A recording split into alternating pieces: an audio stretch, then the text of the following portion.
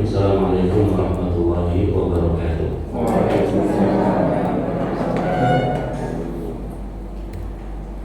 Bapak Ibu yang dimuliakan, mari kita tadarus terlebih dahulu. Kita telah sampai pada surat Al-Baqarah ayat 163, dan pada pagi hari ini kita lanjutkan di 164 di Nabi Khotbah Samawat.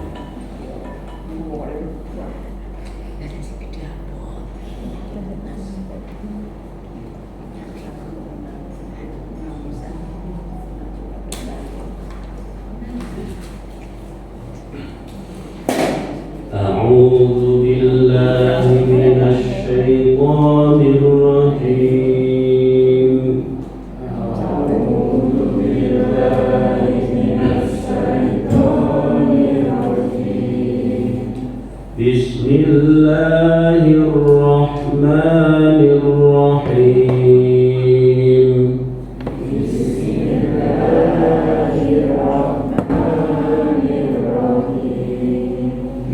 الحمد لله رب العالمين.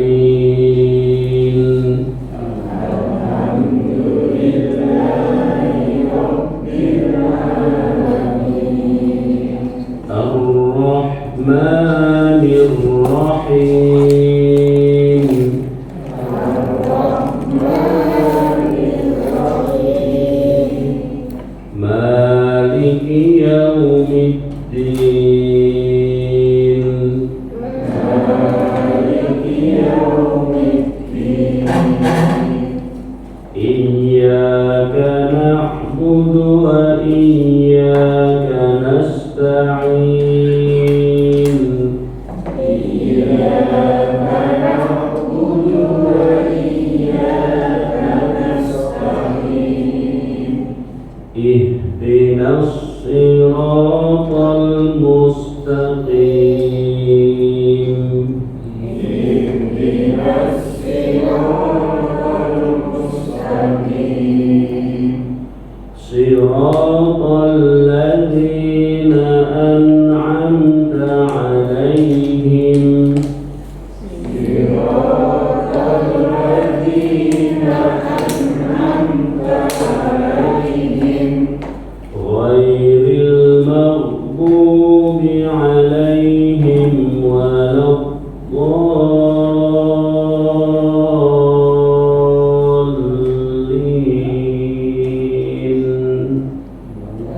غير المغضوب عليهم ولا الضالين.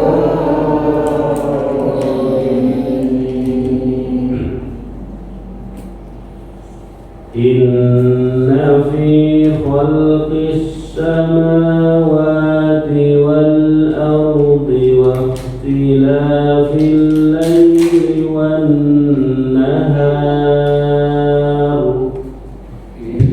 إن في خلق السماوات والأرض واختلاف الليل والنهار واختلاف الليل والنهار والفلك التي تجري في البحر. واختلاف الليل والنهار والفلك التي تجري في البحر والفلك التي تجري في البحر بما ينفع الناس وما أنزل الله. والفلك التي تجري في البحر بما ينفع الناس وما أنزل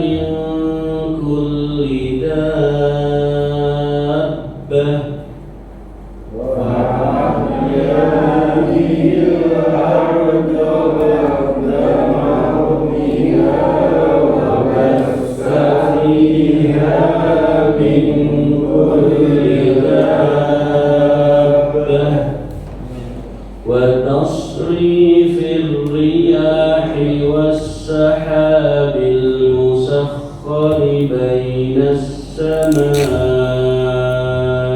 والأرض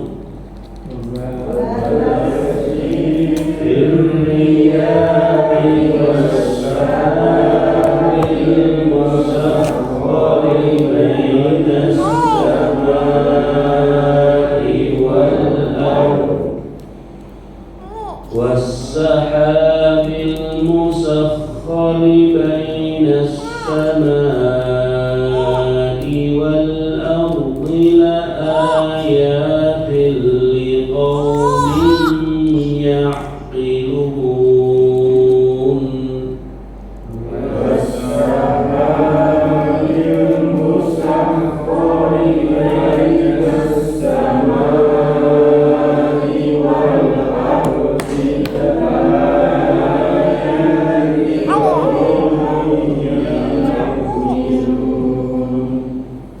ومن الناس من يتخذ من دون الله أندادا يحبونهم كحب الله ومن الناس من يتخذ من دون الله أندادا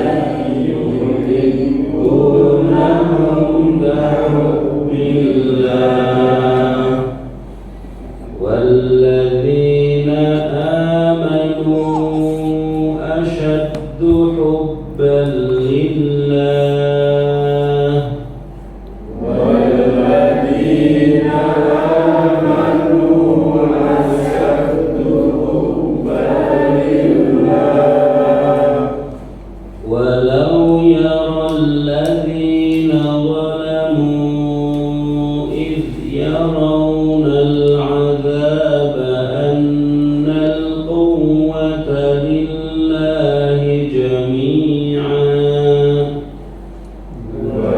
ولو يرى الذين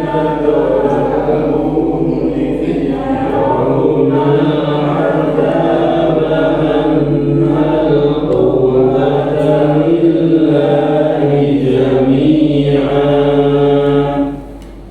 وأن الله شديد العذاب وأن الله شديد العذاب إذ تبرأ الذين اتبعوا من الذين اتبعوا ورأوا العذاب إذ تبرأ الذين اتبعوا من الذين اتبعوا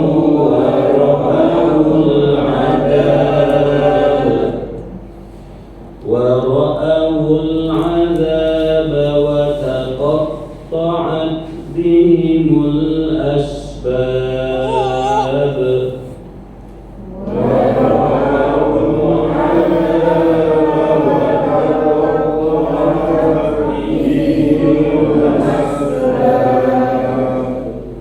وقال الذين اتبعوا لو أن لنا كرة فنتبرأ منهم كما تبرأوا منا وقال الذين اتبعوا لو أن لنا كرة فنتبرأ منهم كما تبرأوا منا كذلك يريهم الله أعمالهم حسرات عليهم كذلك يريهم الله أعمالهم حسرات عليهم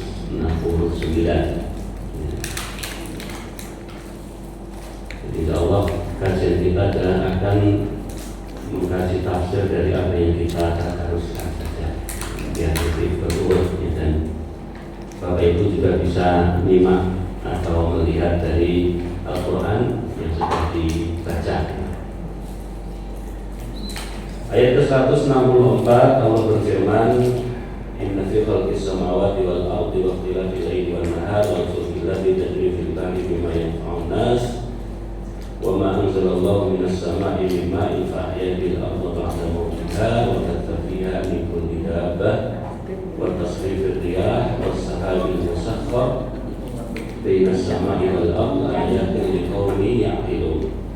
Ini ayat yang ke-164 sempat menerangkan kepada kita mengenai tanda-tanda kebesaran Allah Subhanahu wa taala. Ya, tanda-tanda kekuasaan Allah Subhanahu wa taala. Apa itu tanda-tanda kekuasaan Allah? Tentu banyak sekali. Ya, banyak sekali. Baik yang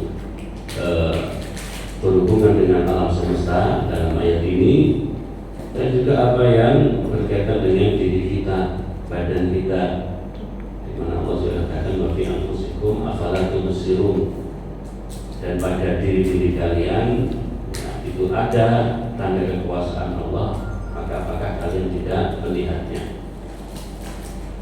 Dan dalam ayat ini Allah menerangkan kepada kita mengenai tanda kekuasaannya yang hendaknya ini menjadi sebab akan membuat kita semakin mengagungkan Allah Subhanahu wa taala, menguatkan keimanan kita kepada Allah Subhanahu wa taala. Di sini Allah menerangkan mengenai alam semesta yang hendaknya ini bisa menjadi penambah keimanan kita kepadanya. Di mana Allah katakan sesungguhnya dalam penciptaan langit dan bumi. Ini tanda yang pertama. Allah lah yang menciptakan langit dan bumi. Ya. Dan dalam ayat yang lain banyak disebutkan mengenai bahwasanya Allah lah yang menciptakan langit dan bumi. Bahkan penciptaan langit dan bumi ini menjadi perbandingan dengan penciptaan manusia. Yang mana Allah tegaskan dalam Al-Quran, sungguh penciptaan langit dan bumi ini jadi lebih mudah atau sangat mudah bagi Allah Subhanahu wa taala, bahkan terhadap penciptaan dirimu sendiri. Laqad samawati wal ardi akbar indallah, min khalqi anfusikum. Jadi di dalam sebuah ayat Allah katakan bahwa ketika menjawab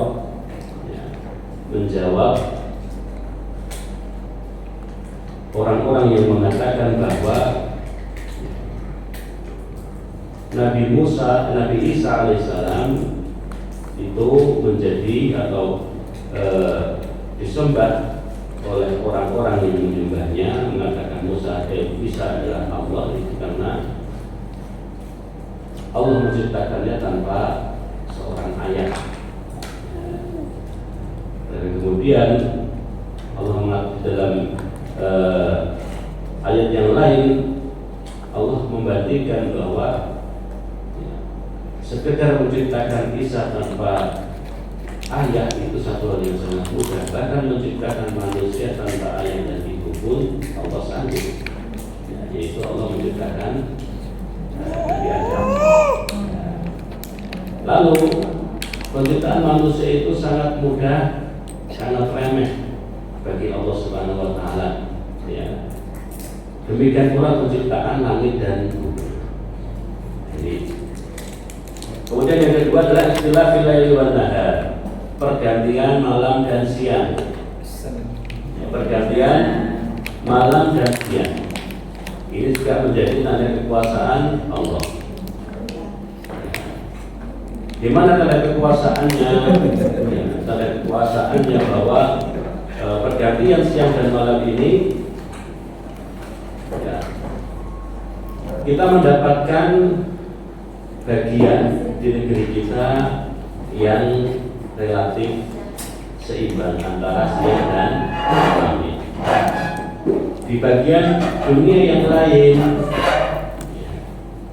mendapatkan bahwa pembagian siang dan malam, pergantian siang dan malam ini berbeda. Ada yang malamnya lebih panjang daripada siangnya, atau bahkan ada juga siangnya lebih panjang daripada malamnya. Wakhtilafil laili wan nahar wal fulki allati tajri fil bahr. Kemudian tanda kekuasaan Allah yang ketiga yang hendaknya menjadi penambah keimanan kita adalah kapal yang berjalan di atas laut, atau berjalan berjalan di lautan. Ini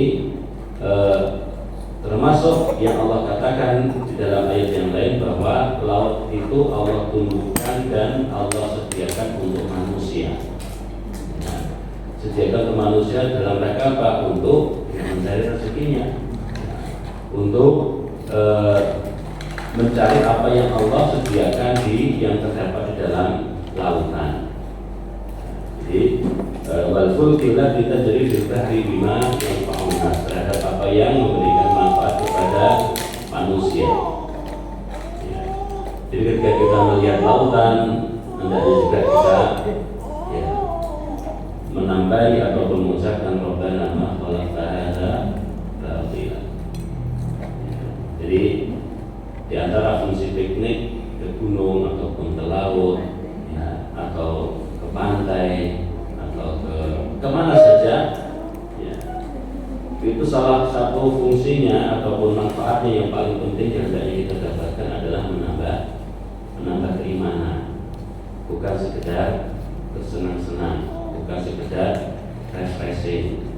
Ya, kalau kita ke pantai, kita lihat lautan, ya dengan ombaknya yang begitu kuat atau yang tanpa ombak, dengan pasirnya dan segala macam, itu satu hal yang hendaknya melekat dalam diri kita adalah kita bersyukur kepada Allah. Ya, kita bersyukur kepada Allah. Laut begitu luasnya, itu Allah yang menciptakan, Allah yang mengisi dengan ikan dan makhluk-makhluk yang ada di dalamnya dan yang lainnya, dan juga sebagai satu ciptaan Allah yang disediakan untuk kita sebagai manusia. Kemudian berikutnya wa anzalallahu minas sama'i mimma, apa yang telah Allah turunkan dari langit berupa hujan. Di mana dengan hujan itu, dengan air hujan itu Allah menghidupkan bumi. Ya, setelah sebelumnya bumi itu mati atau kering.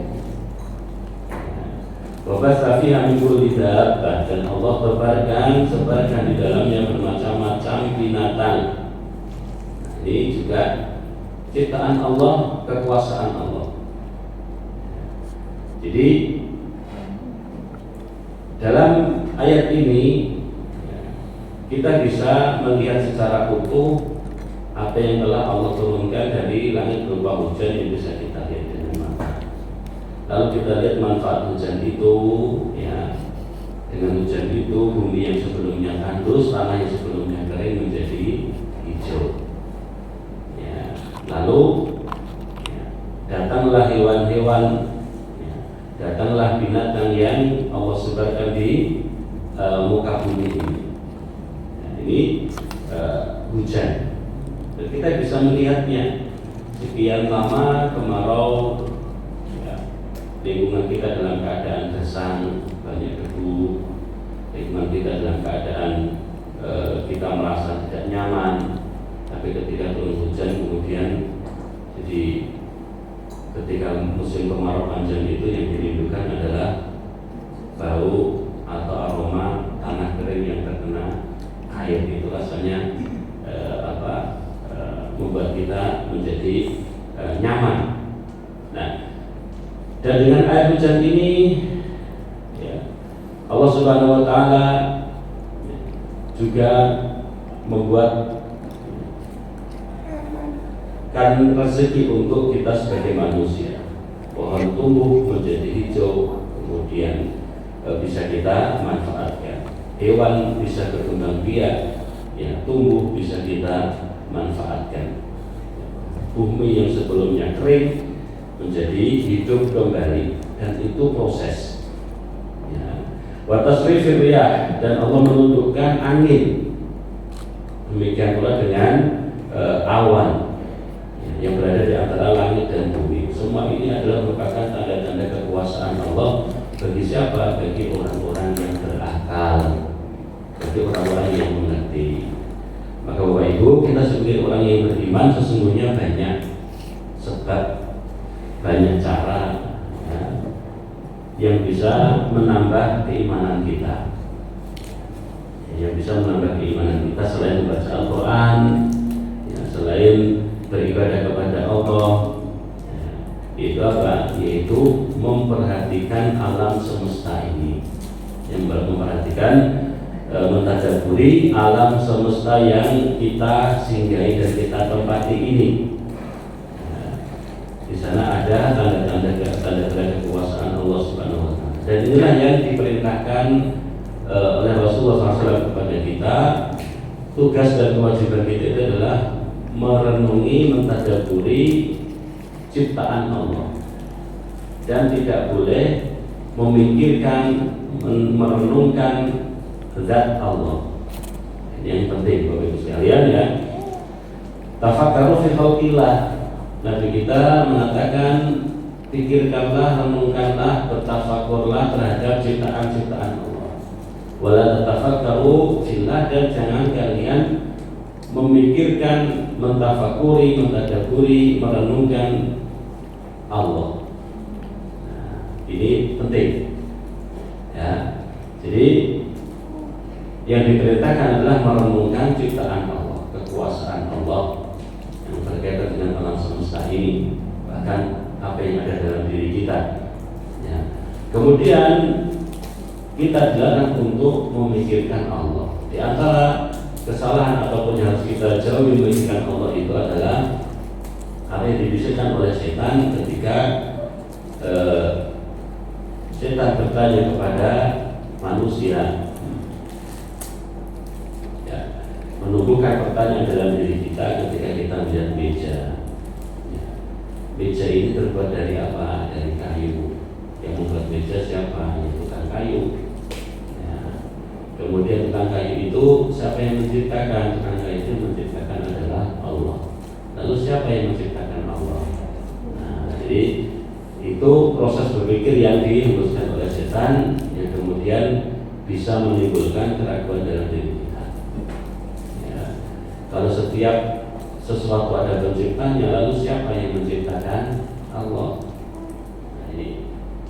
Nah, ketika sudah sampai pada pertanyaan siapakah yang menciptakan Allah, maka segeralah bertahawul, bersegeralah untuk meminta perlindungan kepada Allah Subhanahu wa taala. Termasuk yang menjadi koreksi juga bagi sebagai pemahaman kaum muslimin adalah setiap hari ada orang yang bertanya kepada kami bahwa apakah mungkin manusia itu bisa melihat Allah di dunia, bisa melihat Allah di dunia. Lalu saya jawab, karena arahnya sepertinya dia ini meyakini bahwa manusia itu bisa melihat Allah di dunia. Lalu kita sampaikan bahwa tidak bisa. Bahkan Rasulullah SAW ketika Isra Mi'raj, ketika berada di Sidratul Muntaha, bertemu Allah, Rasul melihat, tidak melihat Allah, tapi melihat cahaya yang sangat terang ya, cahaya sangat terang. Bahkan Nabi Musa ketika meminta izin kepada Allah agar bisa melihat Allah, Allah katakan, qala lan tarani, kamu tidak akan bisa melihatku ya, tapi lihatlah gunung yang ada di depanmu. Jika gunung itu masih tampak, masih berdiri kokoh tegak di depanmu, maka kamu akan melihat. Maka falamma tajalla rabbuhu lil jabal ja'alahu dakka. Maka kemudian Allah menampakkan, belum menampakkan, Allah mulai akan menampakkan, lalu gunung itu pun hancur ya, gunung itu hancur, kemudian Musa pingsan. Lalu orangnya mengatakan bahwa coba dibuka surat Al-Insyiqaq ya, ayat 6. Surat Al-Insyiqaq ayat 6 ya. Terus ayat itu ya ayat nasu innaka kadirun ila rabbika katan famulati. Kata-kata famulati, maka kalian akan menjumpainya. Ya, ini ditafsiri bahwa manusia itu bisa ketemu Allah baik di dunia lebih di akhirat nanti. Terus itu famulati, kalian akan menemuinya ya. Padahal ini adalah tafsir di dalam kitab-kitab tafsir, dikatakan famulati akan berjumpa kepada Allah itu nanti di akhirat. Setiap manusia itu pasti akan bertemu Allah pada hari kiamat dalam keadaan letih, dalam keadaan capek. Yang mana letih dan capek ini bisa dengan salah satu dari dua hal, yaitu capek dalam keadaan taat ataupun capek dalam keadaan maksiat. Ya, bertemu pada Allah itu ada dua kondisi bagi seorang manusia, yaitu dalam keadaan capek dengan membawa ketaatan, ya, pahala, ya, dengan membawa amal ibadah yang banyak, atau dalam keadaan capek karena melakukan perbuatan maksiat. Karena dua-duanya capek. Bapak Ibu sekalian, apa yang kita lakukan di dunia ini, baik yang itu ketaatan ataupun kemaksiatan, itu membuat kita capek. Kita merasa letih. Mau apapun bentuknya, jalan-jalan ke pantai, senang-senang, ujung-ujungnya juga pulang ke rumah capek, ya kan? Mau beribadah ke masjid, ya, atau misalnya ke tanah suci, umroh maupun haji, juga ketaatan, tapi pulangnya juga capek. Tinggal bagaimana kita membuat badan kita capek ini untuk ketaatan atau untuk kemaksiatan, ya, untuk kebaikan ataupun untuk perbuatan maksiat. Itu pilihannya ada di diri kita. Nah, maka formulasi orang seakan-akan meyakini bahwa manusia itu bisa berjumpa dengan Allah ketika di dunia. Kami katakan tidak bisa. Tapi ayat Al-Syiqaq ayat 6 itu maknanya ini. Terus saya sampaikan tafsirnya begini. Lalu orang mengatakan coba baca lagi, cari yang lain. Ya, coba baca lagi, cari yang lain. Terus menyampaikan bahwa ini di kitab-kitab itu tafsirnya seperti itu. Nah, kemudian dari pembicaraan itu ternyata arahnya adalah orang ini memang memiliki pemahaman yang lebih spesifik ke arah ya, thariqat dan sufi. Ya, thariqat, ya, atau sufi, kita tidak mengatakan sufi itu semuanya sesat atau semuanya salah. Ada unsur-unsur kebenaran dalamnya, tapi ada beberapa pemahaman yang bisa diluruskan. Nah, lalu kemudian ada yang mengatakan, kemudian ada atau orang menyampaikan mendapatkan syariat dari Nabi Khidir. Ya, ini Nabi Khidir.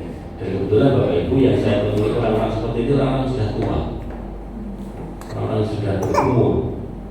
Nah, ini berarti ini kan sudah sudah dekat kepada sudah usia sepuh, itu kan seharusnya di keyakinan seperti ini tidaknya dikoreksi. Kemudian ketemu Nabi Khidir, kemudian menyampaikan Nabi Khidir mengajari ini, terus kami tanya, kalau begitu Bapak apa ya? Bapak, menurut Bapak Khidir itu sudah meninggal atau masih hidup? Sepertinya beliau juga tidak begitu lugas dalam menyampaikan pemahamannya. Kemudian yang tahu hanya Allah, hanya ilmu yang tidak kita ketahui. Jadi di situ arahnya bisa kita coba bahwa yang ini kalau Nabi itu masih hidup. Nah, maka ini menjadi satu pemahaman yang tidak tepat. Jadi pikirkanlah, hendaknya kita merenungi ciptaan-ciptaan Allah dan jangan merenungkan tentang Allah, karena ilmu kita tidak akan atau pengetahuan kita tidak akan pernah sampai kepada titik itu, ya, tidak akan sampai ketika kita mau memikirkan Allah. Jadi kalau siapa menciptakan Allah itu tidak ada, karena selain Allah semuanya makhluk dan Allah itu Khaliq, Allah yang menciptakan, Allah Maha Pencipta. Nah, jadi semua yang ada dalam semesta ini makhluk diciptakan. Ya. Dasar yang menciptakan yaitu Al-Khaliq, yaitu Allah. Nah, sehingga namanya Khaliq tidak butuh makhluk, tidak ada makhluk. Khaliq kita yang menciptakan, ada yang menciptakan dia tidak diciptakan. Ini kemudian juga bertemu dengan Allah itu yang perlu kita atau yang harus kita yakini bahwa setiap orang yang beriman, setiap penduduk surga nanti pasti akan ketemu Allah, pasti akan melihat Allah, pasti akan melihat wujud Allah. Itu satu pemahaman ataupun keyakinan kita sebagai seorang Muslim, orang yang beriman. Orang yang beriman akan masuk surga dan akan mendapatkan nikmat, yaitu melihat Allah. Ya, dan ini adalah nikmat tertinggi, nikmat tertinggi bagi penghuni surga. Di mana ketika nanti penghuni surga sudah masuk ke dalam surga semua, penghuni neraka sudah masuk ke dalam neraka semua, dan tidak ada lagi perpindahan, tidak ada lagi perpindahan yang di neraka pindah ke dalam surga, karena prosesnya sudah selesai. Ya, prosesnya sudah selesai, kematian akan dimatikan. Yang namanya maut itu akan dihadirkan dalam bentuk seekor kambing. Kemudian kambing itu akan disembelih, mati, maka kemudian tidak ada lagi kematian. Tidak ada lagi kematian. Kemudian dikatakan dari penghuni surga, tempat kalian di dalam surga selama-lamanya, dan dari penghuni neraka, tempat kalian di dalam neraka selama-lamanya. Ya. Nah, kemudian setelah itu di dalam surga mendapatkan kenikmatan yang luar biasa, ya, yang tidak pernah terlintas dalam pikiran manusia, tidak pernah terlintas dalam hati, tidak pernah dilihat oleh mata, tidak pernah didengar oleh pendengaran. Dalam keadaan seperti itu kemudian Allah katakan kepada para penghuni surga,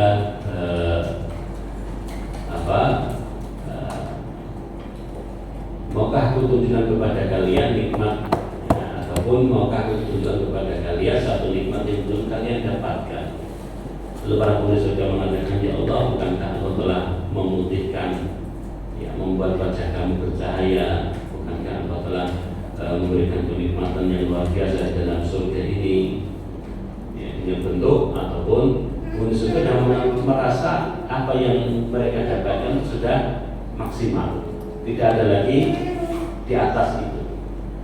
Nah, tapi kemudian Allah Subhanahu Wa Taala, ya, menunjukkan wajahnya, ya, Allah menunjukkan wujudnya di hadapan penghuni surga. Jadi itu adalah nikmat tertinggi. Ya, dan mungkin adalah salah satu nikmat yang Rasulullah SAW juga mengajarkan kepada kita doa untuk dan berikan kepadaku nikmat melihat wajahmu di surga. Sekali lagi itu di surga, bukan di dunia, ya, bukan di dunia. Nah, di sini maka ayat yang ke-164 ini Bapak Ibu memerintahkan kepada kita untuk merenungkan ciptaan-ciptaan Allah, ya, yang mana dengan merenungkan itu bisa menambah keimanan kita kepada Allah, bisa membuat dan menyebabkan kita semakin lemah, ya, tidak punya kuasa di hadapan Allah Subhanahu Wa Taala. Lalu pada ayat yang berikutnya Allah menyebutkan tentang beberapa kelompok manusia, ataupun ada satu kelompok manusia, yaitu wa minan nasi may yattakhidhu min dunillahi andada yuhibbunahum ka hubbillah. Dari antara manusia ada orang yang menyembah Tuhan selain Allah sebagai tandingan, ya, sebagai tandingan yang mereka cintai seperti mencintai Allah. Nah, ini sebagian orang menyembah selain Allah Subhanahu Wa Taala, ya, menyembah selain Allah Subhanahu Wa Taala, menjadikan tandingan, nah, jadi membuat sejajar dengan Allah Subhanahu Wa Taala. Jadi ada sebagian orang, ya, sebagian manusia yang melakukan hal seperti tandingan ini bukan yang menciptakan alam semesta, meskipun ada orang yang mengatakan juga demikian ya. Tapi menjadikan Allah sebagai tandingan ya, ataupun menjadikan makhluk ya, sebagai tandingan ya, ini dalam hal meyakini bahwa sesuatu itu bisa mendatangkan manfaat dan mudarat ya. Dan kadang ini remeh, tapi harus kita berhati-hati karena ini mereka dianggap remeh ya, ketika lewat sebuah tempat dia dianggap anggap, kemudian lembut, tidak rampung. Nah, ini kalau orang itu mengetahui ataupun sudah paham tentang makna syirik, itu bisa jatuh ke dalam kesyirikan ya, ada yang seperti itu. Jadi angkut, lembut, kalau lewat jembatan dari langkung kalau simbol rekso tidak ada seperti ini ya. Terkadang remeh, tapi ini adalah sebuah salah satu bentuk dari kesyirikan. Karena karena meyakini ada yang bisa mendatangkan mudarat, bisa mencelakai kita selain Allah Subhanahu wa taala. Itu tidak masuk akal. Atau kemudian memberikan persembahan, bangun rumah karena rumahnya agak besar dan tinggi, dan khawatir ada apa-apa, kemudian ya bukan kebun tapi hanya ayam saja, dia nyembelih ayam, kemudian kepalanya dikubur di samping rumah. Biar apa? Ya biar tahan gempa, biar hukum, ya enggak. Ini juga merupakan orang-orang yang membuat tandingan-tandingan, dan itu merupakan kesyirikan. Ibu, ini adalah merupakan kesyirikan, karena yang mendatangkan manfaat, yang mendatangkan mudarat, yang bisa mencelakai kita, itu hanyalah Allah Subhanahu wa taala. Namun ada orang yang meyakini bahwa selain Allah ada yang bisa mendatangkan rezeki, ada yang bisa menyembuhkan ya, dan kebaikan-kebaikan lainnya, termasuk juga perkara-perkara buruk yang dapat menimpanya. Di sini mereka cinta seperti mencintai Allah. Lalu walladzina amanu asyaddu hubban lillah. Tapi kalau orang-orang yang beriman ya, sangat besar cintanya kepada Allah. Walau yara alladzina zalamu idh yarawna al-'adzab anna al-quwwata lillahi jami'an wa anna Allaha syadidul 'adzab. Dan sekiranya orang yang berbuat zalim itu melihat ketika mereka melihat azab pada hari kiamat, bahwa kekuatan itu semuanya hanya milik Allah dan bahwa Allah sangat berat azabnya, niscaya mereka menyesal. Ini nanti di hari kiamat. Jadi orang-orang yang melakukan kesyirikan itu disebut orang yang zalim. Ya, orang yang menjadikan makhluk ya sebagai tandingan Allah Subhanahu wa taala, yang membuat ya, menganggap ada yang sejajar dengan Allah, itu adalah perbuatan syirik, dan syirik itu adalah perbuatan zalim. Jadi Bapak Ibu, bahwa kezaliman zalim itu bukan hanya sekedar orang melakukan orang yang mencelakai kita, orang yang mengambil hak kita, orang yang menyakiti kita, ya, itu orang zalim, kan gitu. Kita akan mengatakan orang itu zalim karena orang sudah mengambil hak milik saya, sudah menyerobot apa yang menjadi milik saya, atau sudah menyakiti saya, dan sebagian perbuatan kezaliman yang lain. Ya, itu memang perbuatan zalim, dan pelakunya disebut orang yang zalim. Tapi ada zalim yang lebih besar dari itu. Ya, zalim yang lebih besar dari itu, tapi sebagian orang tidak menyadarinya. Itu apa? Menyekutukan Allah, melakukan kesyirikan. Jadi kita zalim kepada Allah, zalim kepada Allah, dan itu tidak akan diampuni, yaitu kesyirikan. Allah mengatakan inna syirka la dzulmun adzim, sesungguhnya kesyirikan syirik itu, perbuatan syirik itu adalah kezaliman yang sangat besar. Nah, jadi jangan hanya berpikir bahwa orang yang mencelakai kita, orang yang mengambil hak kita dengan cara yang batil, orang yang merebut hak kita itu orang yang cuma itu saja. Tapi lebih besar dari itu adalah orang yang melakukan kesyirikan. Nah, di sini maka dikatakan walau yaral ladzina zalamu idh yarawna al-'adzab anna quwwata lillahi jami'an. Nanti pada hari kiamat Allah Subhanahu wa ta'ala akan memerintahkan mereka yang menjadikan tandingan-tandingan ya, terhadap Allah Subhanahu wa ta'ala ya, untuk membela ataupun mencegah ataupun menjaga dari azab Allah Subhanahu wa ta'ala. Dan itu tidak mungkin ya, dan itu tidak mungkin ya. Jadi Allah perintahkan orang-orang yang kalian sembah selain Allah di dunia ya, para penghuni kubur ya, orang-orang soleh yang sudah meninggal, kemudian kalian agungkan, kalian minta kesembuhan, kalian minta rezeki, kalian minta diturunkan hujan, kalian meminta dan itu yang mana semua itu adalah hanya Allah yang bisa melakukannya. Dari kiamat nanti Allah perintahkan untuk kita minta kepada mereka. Dan itu tentu mereka tidak mampu karena tidak memiliki kuasa. Dan kemudian konsekuensinya mereka melakukan kesyirikan ya. Wara'ul aba idh yarawna al-'adzab anna al-quwwata lillahi jami'an. Semuanya kekuatan hanyalah milik Allah Subhanahu wa ta'ala. Dan selain itu ayat berikutnya intabarra alladziina tubi'u minal ladziina taba'u wa ra'awul 'adzab wa taqatta'at bihimul asbab. Di hari kiamat nanti, Bapak sekalian, selain sesama manusia akan saling menjauh, akan saling menyalahkan di nafsi-nafsi, kita di hari kiamat itu sendiri-sendiri dengan amal soleh kita masing-masing, dengan amal yang kita bawa masing-masing.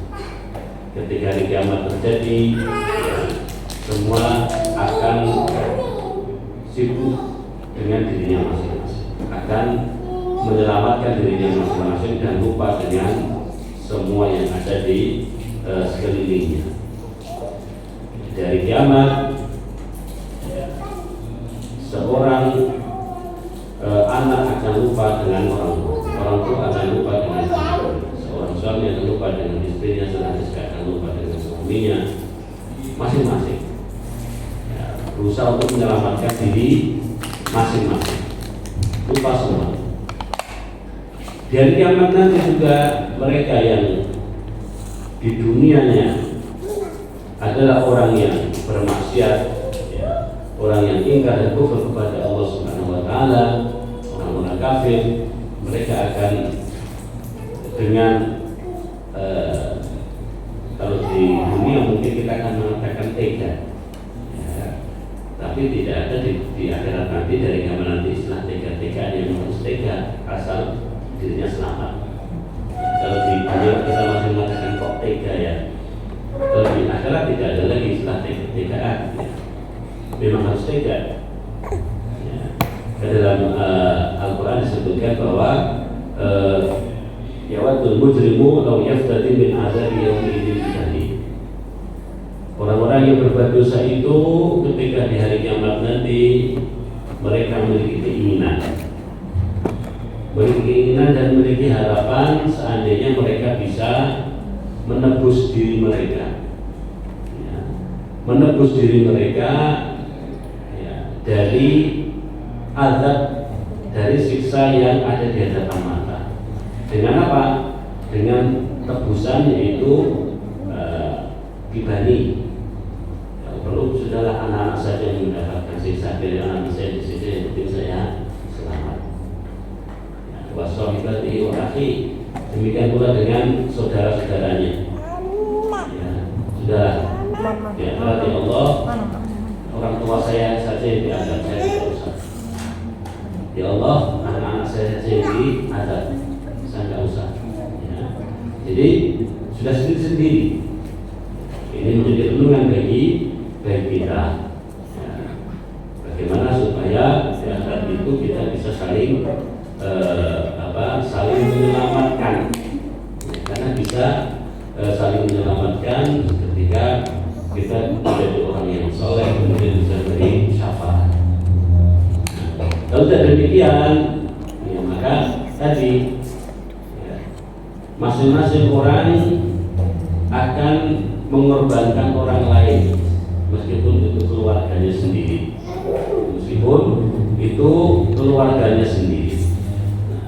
demikian pula mereka yang dijadikan sebagai tandingan kepada Allah Subhanahu wa taala. Disebutkan kitab al-ladzina tubi'u min alladzina taba'u wa ra'u al-'adzab.